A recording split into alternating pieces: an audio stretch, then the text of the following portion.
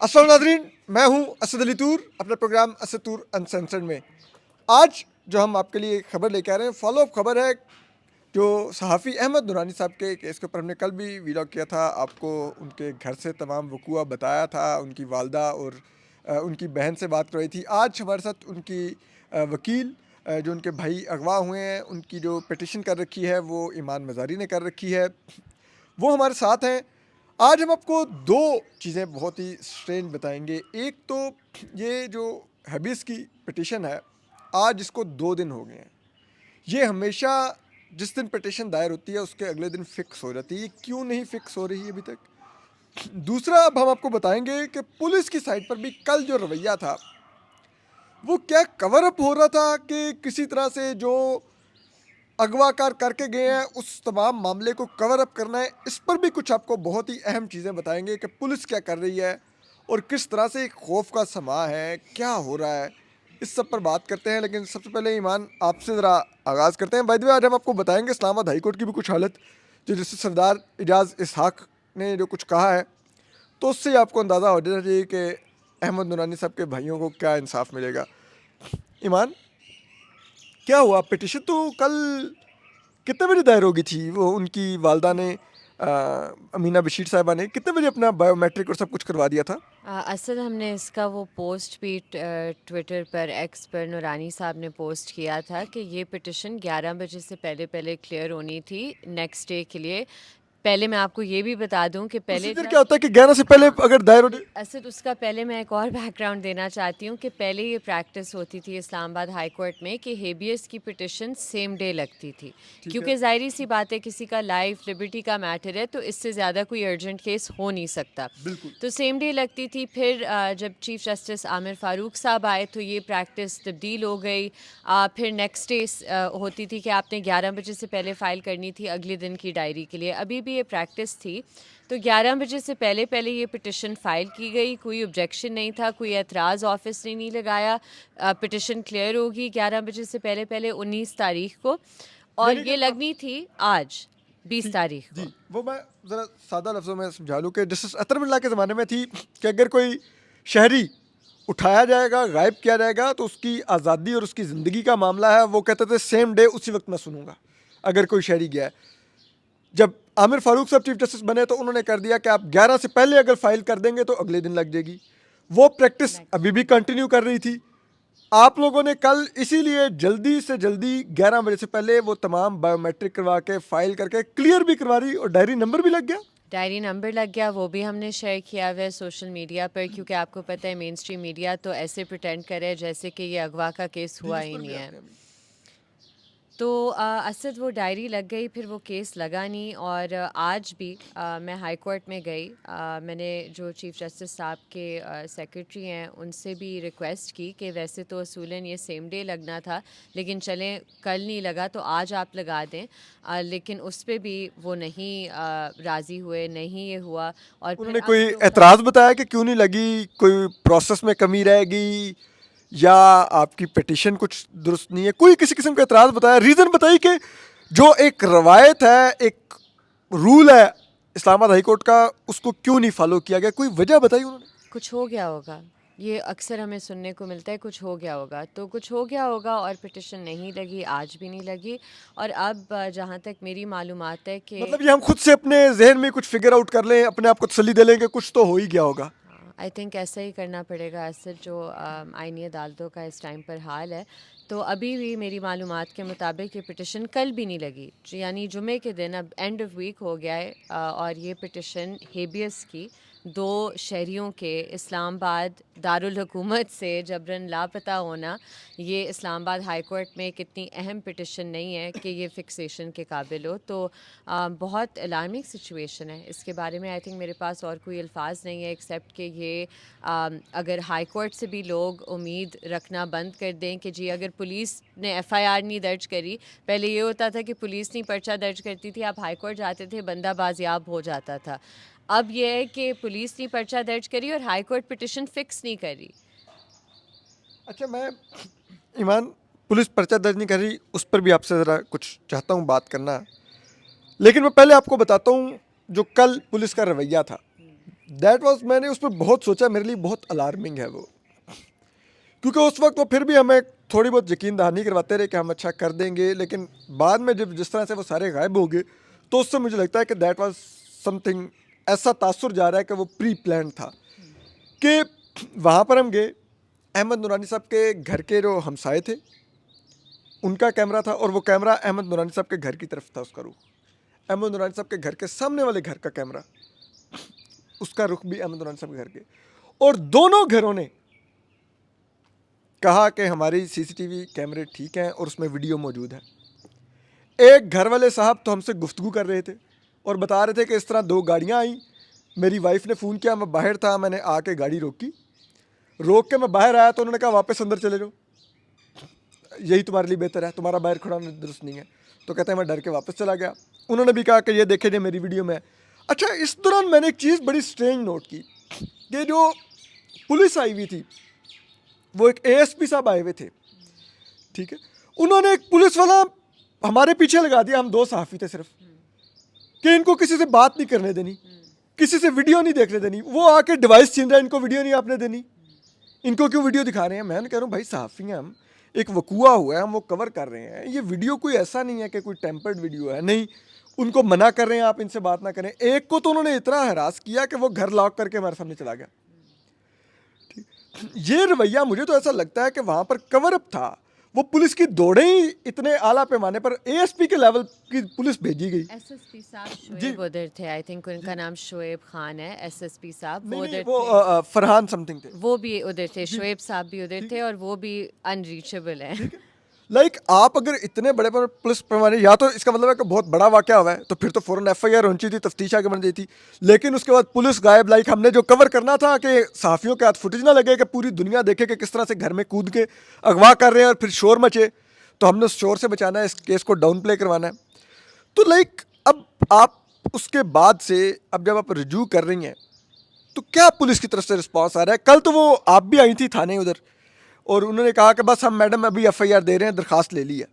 وہ پھر میڈم ابھی ایف آئی آر کیا ہوگی, اب میرے خیال میں 48 گھنٹے تو ہونے والے ہیں. اسد میڈم, ابھی ایف آئی آر کے بعد بہت سی انٹرسٹنگ چیزیں ہوئیں جو میں نے آنیسٹلی کبھی اس طرح کی چیز نہیں ایکسپیرینس کی کسی مسنگ پرسن کے کیس میں, کہ اسلام آباد پولیس نے جو آفیشیل اپنا ایک میسیج بھیجتے ہیں نا, جب آپ پرچے کی درخواست لے کر جاتے ہیں, کوئی کمپلینٹ تھانے میں لے کر جاتے ہیں, آپ کے نمبر پر آپ کو اپڈیٹ آتی ہے. تو جو مدعی ہے اس کیس میں, ان کو میسیج آیا فون پر کہ جی آپ کے تفتیشی کا نام سو اینڈ سو ہے, I think Tariq Mahmood S I تھا, اور یہ آپ کا کیس کا نمبر ہے, اور یہ ان کا رابطہ نمبر ہے, ان سے رابطہ کر لیں. مدعی نے بھی رابطہ کیا, میں نے بھی رابطہ کیا. مدعی کی تو انہوں نے کال نہیں اٹھائی, میری آئی تھنک 6 یا 7 فون کال انہوں نے اٹھا لی, اور انہوں نے کہا کہ جی میں تو پولیس اسٹیشن نون میں ہوں ہی نہیں, میں پوسٹڈ ہوں پولیس اسٹیشن بنی گالا میں, تو میرا نمبر انہوں نے آپ کو کیوں دیا ہے؟ تو میں نے کہا یہ تو بہت عجیب بات ہے, تو آفیشلی ان کے میسیج, اسلام آباد پولیس نے آفیشلی Yes.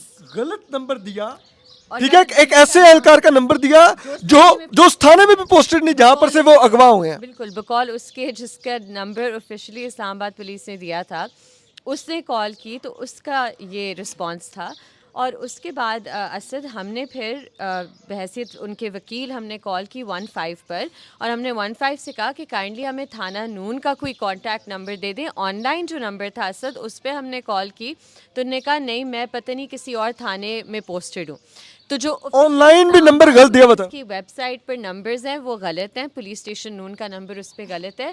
پھر 15 نے ہمیں ایک اور غلط نمبر دے دیا, وہ بھی کوئی بنی گالا پولیس کا آفیشیل تھا. وہ بھی الٹ جب ہم سب اسے کال کرنے لگ گئے تو اس نے بھی کہا کہ جی میں تو اس تھانے میں ہوں ہی نہیں, میرا نمبر کیوں دے رہے ہیں, یعنی 15 بھی آپ کو غلط نمبر دے رہی ہے. اینی وے کرا کے ہمیں کہیں نہ کہیں سے تھانہ نون کا آئی تھنک ابھی ایک کریکٹ نمبر مل گیا ہے, جس پہ ہم کل سے کالز کریں, لیکن کوئی فون اٹھا ہی نہیں رہا. ایس ایچ او کمال خان صاحب کو میں نے ریگولر لائن پر, واٹس ایپ پر, میسیجز, وائس نوٹس کل سے کانٹیکٹ کرنے کی کوشش کری ہوں. ریڈیو سائلنس شعیب خان جو ایس ایس پی صاحب ہیں, I think S S P operations ہے شاید, ان سے میں رابطہ کرنے کی کوشش کری ہوں, کر سے نو رسپانس. مطلب ہے پولیس تو غائب ہو گئی ہے. اب پتہ ہے جو ایس ایچ او صاحب ہیں کل سادہ کپڑوں میں تھے, یہ جو ہی میں نے ان کا آمنا سامنا ہوا, میں نے ان سے پوچھا, میں نے کہا سر آپ کیا ہم صحافی ہم تو سوال کرتے ہیں. میں نے کہا سر آپ ایف آئی آر کاٹ رہے ہیں, کیا کر رہے ہیں, کاٹیں گے؟ تو انہوں نے کہا کیوں نہیں جی, ابھی ایف آئی آر ہی تو کاٹنی ہے, انسانی زندگی کا معاملہ ہے. مطلب اتنی بڑی بڑی باتیں معذرت کے ساتھ, اتنے آپ لوگوں کے منہ پر جسے کہتے ہیں کچھ کہتے ہیں اور آپ کے اصل اعمال کچھ اور ہوتے ہیں.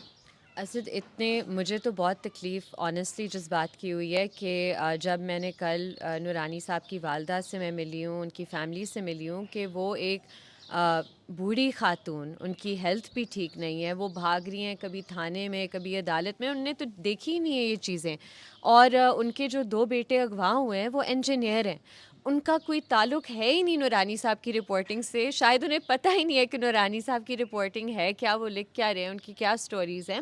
اور اوپر سے جو ابھی ہم نے یہ ساری بات کی ہے, پٹیشن نہ لگنے کی, پولیس کا غائب ہو جانا سین سے انٹائرلی, کوئی پرچہ ہی نہیں درج ہونا, یہ ساری چیزیں بالکل کلیئر کر دیتی ہیں کہ جو اغوا کار ہے وہ کون ہے, یہ کس کی ایما پر ہوا ہے. چیزیں کرسٹل کلیئر ہو گئی ہیں.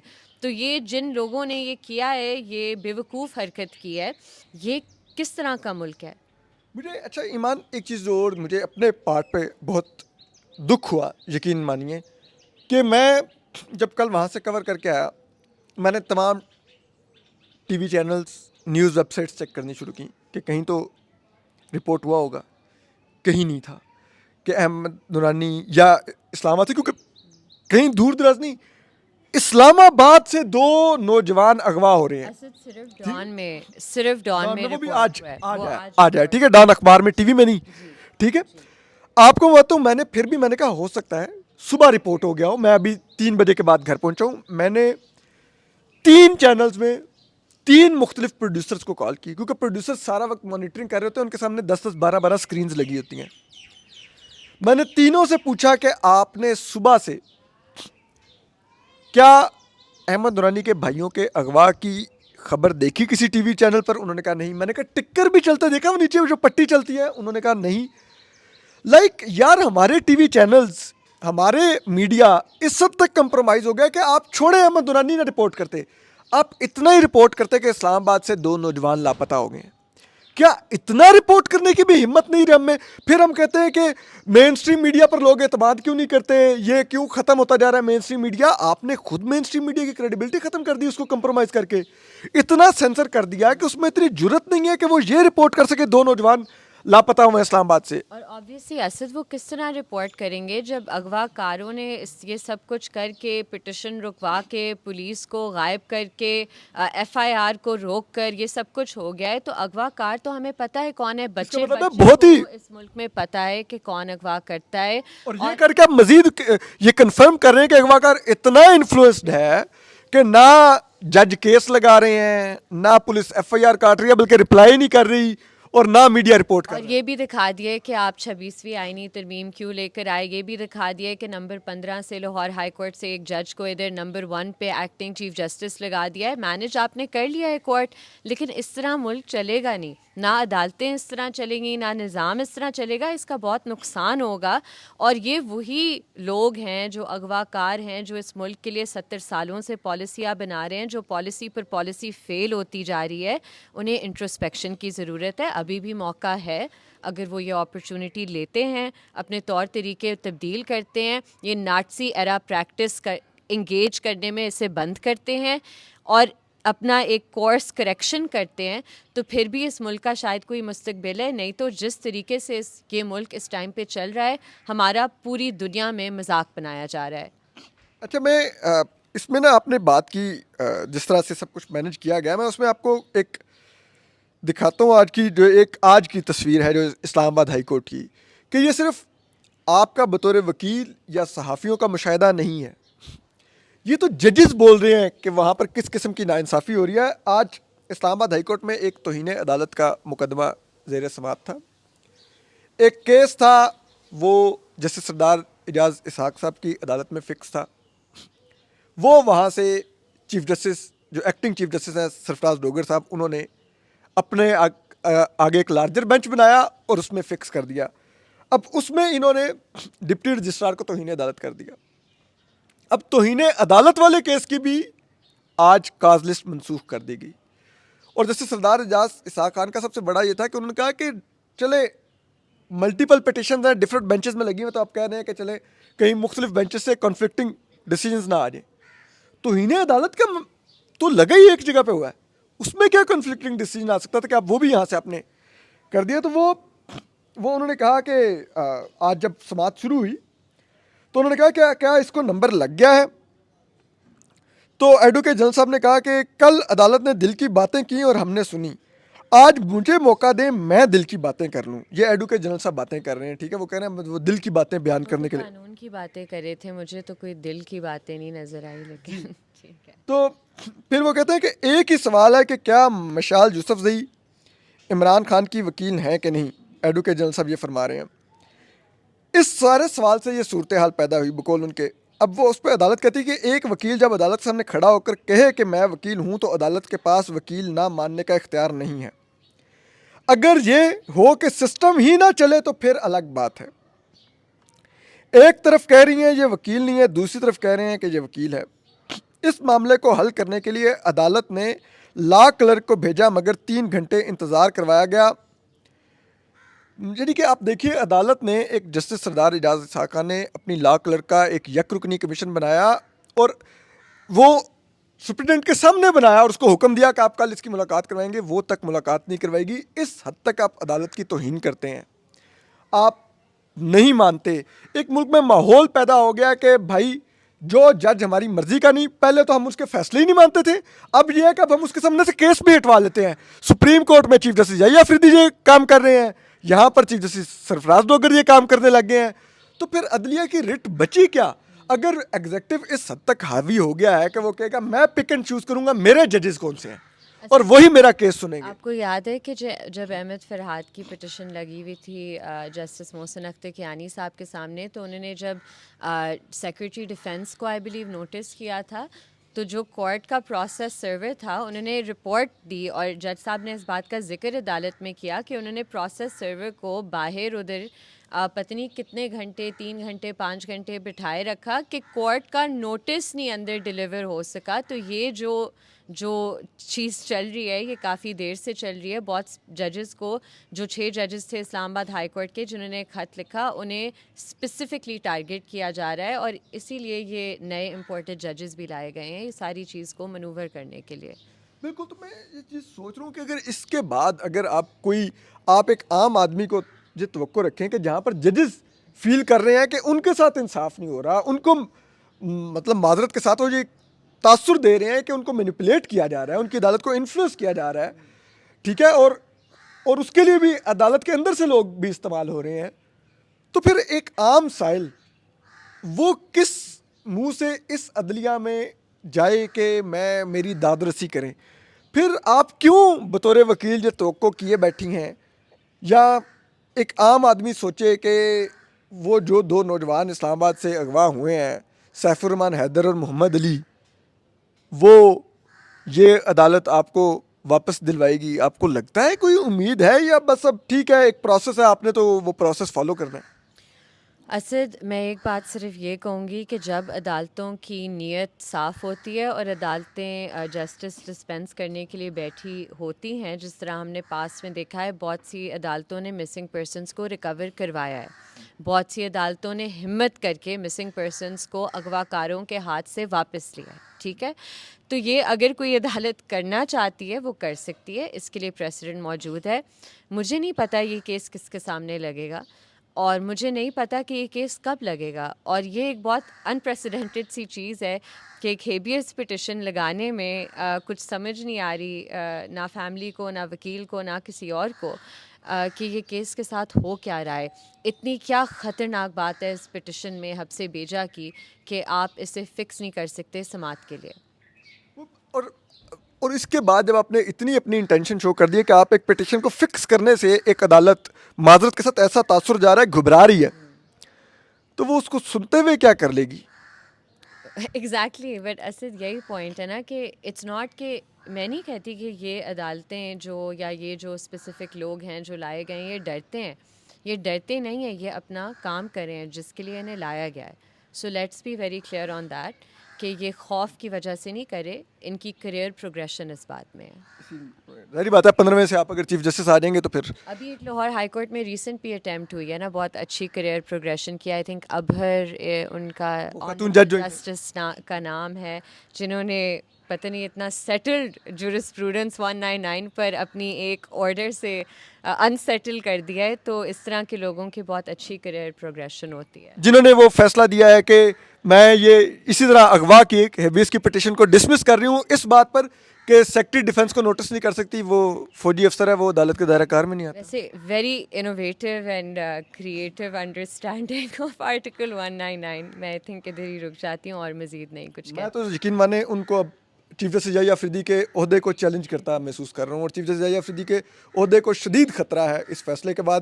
ہو سکتا ہے وہ صرف پولو کھیلتے ہوئے اپنے گھوڑے جسٹس پر سواری کر سکیں, سپریم کورٹ کے جسٹس پر. خیر اینی وے, تو لیکن اس سب کے بعد جو اصل مایوسی اور تکلیف کی بات ہے کہ ہمیں لوگ کہتے تھے نا کہ اب 26ویں آئینی ترمیم کو کیوں تنقید کرتے ہیں. ہمیں پتہ تھا یہ 26ویں آئینی ترمیم کیوں کی جا رہی ہے. یہ عدلیہ کا نظام بہتر کرنے کے لیے نہیں کی جا رہی. یہ عوام کے پاس اگر داد رسی کا کوئی آخری فورم بچ گیا ہے, یہ اس کو بھی تباہ کرنے کے لیے کی جا رہی ہے, اور وہ تباہ کر دیا گیا ہے. اب اس عدلیہ سے آپ توقع رکھیں کہ آپ کو انصاف دے گی, آپ کو ریاست کے جبر سے بچائے گی, آپ کے آئینی حقوق اگر کچلے جا رہے ہیں اور یہ عدلیہ اس رستے میں رکاوٹ بنے گی, یا یہ عدلیہ اپنے حلف کی پاسداری کرے گی, تو معذرت کے ساتھ اب پھر آپ خود, وہ کہتے ہیں نا فولز پیراڈائز, آپ وہاں پر اس وقت رہ رہے ہیں. اس سے علاوہ کچھ نہیں ہے. یہ سب اب نظر کا دھوکہ بھی نہیں رہا کہ نظر کے دھوکے کے حد تک ہی کوئی عدلیہ انصاف دے رہی ہو. یہاں پر وہ بھی نہیں رہا. یہاں پر چیف جسٹس یحییٰ آفریدی پولو کھیلیں گے انشاءاللہ, ان کا گھوڑا جسٹس ادھر بندھا ہوا ہے, ٹھیک ہے. چیف جسٹس امین الدین خان اپنی سیکیورٹی کے ڈالوں میں گھومے پھریں گے, اور آپ اور میں اگر اٹھا لیے جائیں گے تو ہمارے لیے نہ کوئی بولے گا, نہ ہمارے ماں باپ کو کوئی گارنٹی ہوگی کہ ہم واپس آ سکتے ہیں کہ نہیں. تو ہم آپ کو اس سب پر اپڈیٹ کرتے رہیں گے. اپنا خیال رکھیے. اللہ حافظ.